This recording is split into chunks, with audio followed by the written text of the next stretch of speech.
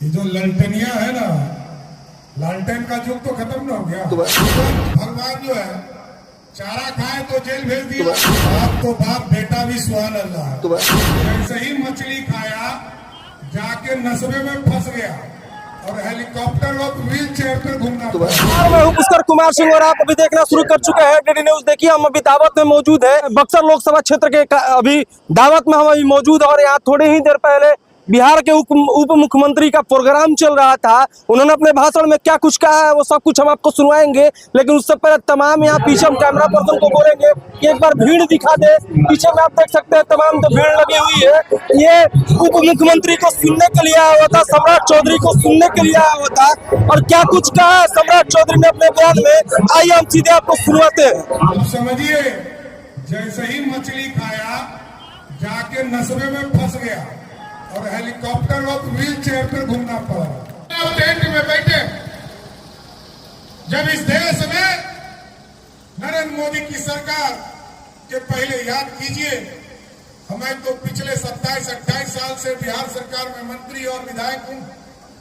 मैं देखता रहा हूं साथियों, हम लोग को एक पंचायत में 5 इंदिरा आवास मिल जाता था, बहुत खुश हो जाता था कि गांव में 5 लोगों का भला कर पाएंगे। लेकिन मोदी जी ने तय किया साथियों, 2014 में आए, 2014 से लेकर 70 वर्ष तक इस देश में मात्र 3 करोड़ लोगों के पक्का मकान बना और बिहार जैसे प्रदेश में 28 लाख लोगों के पक्के मकान बने। लेकिन मोदी जी आए तो मोदी जी ने इस देश में 4 करोड़ 21 लाख लोगों का पक्का मकान बनाया, जिसमें 55 लाख सिर्फ बिहार से बनाया। और हम आश्वस्त करते हैं अभी 1.5 साल तक और डबल इंजन की सरकार चलाएगी साथियों। 2025 में चुनाव होने वाला और 25 में फिर वोट मांगने आपसे आएंगे। एकदम लिख लीजिए कागज पर, जितने गरीब हैं, जिनको झोपड़ी है, उसके पक्के मकान बनाने का काम 2025 के पहले करने वाला। इसलिए कोई गरीब छूटे नहीं।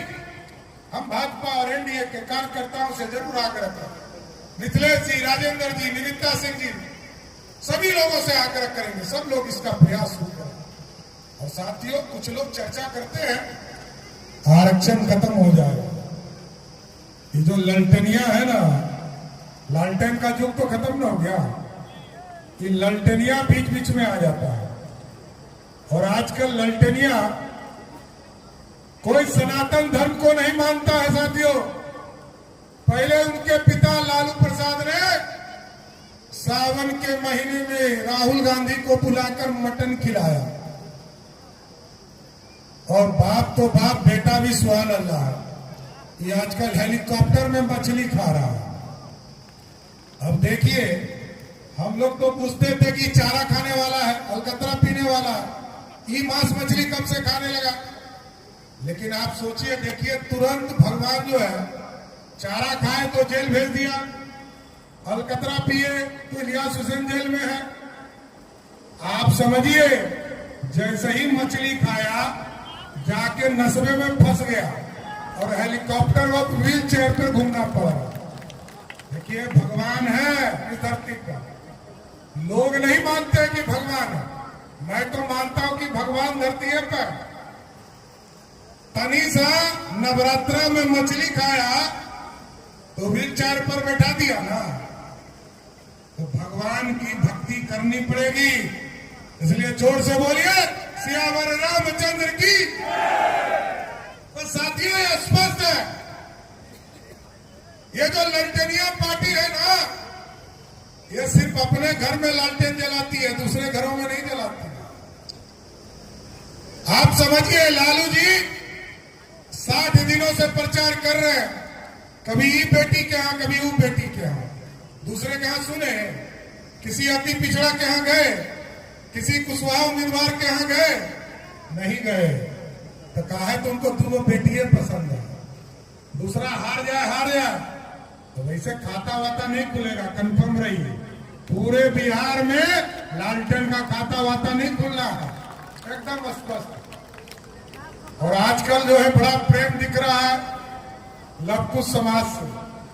1/4 सीट सम्राट चौधरी और नीतीश कुमार जी को देखकर और उपेंद्र कुशवाहा को देखकर दिया है।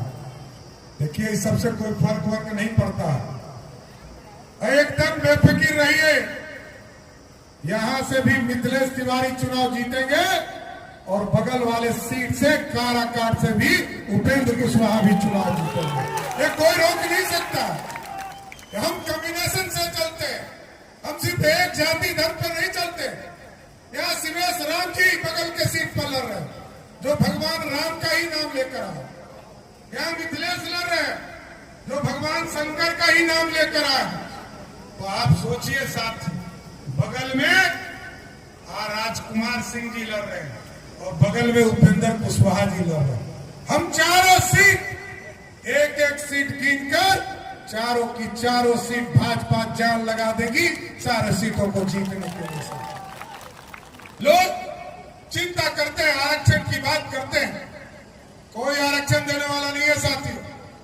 भाजपा रही तो मंडल कमीशन आया, भाजपा मंडल के साथ भी खड़ी है और कमंडल के साथ भी खड़ी है।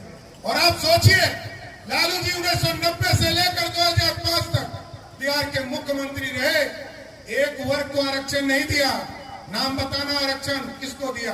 ना पिछड़े को, ना अति पिछड़े को, ना दलित को, ना किसी गरीब स्वर्ण को।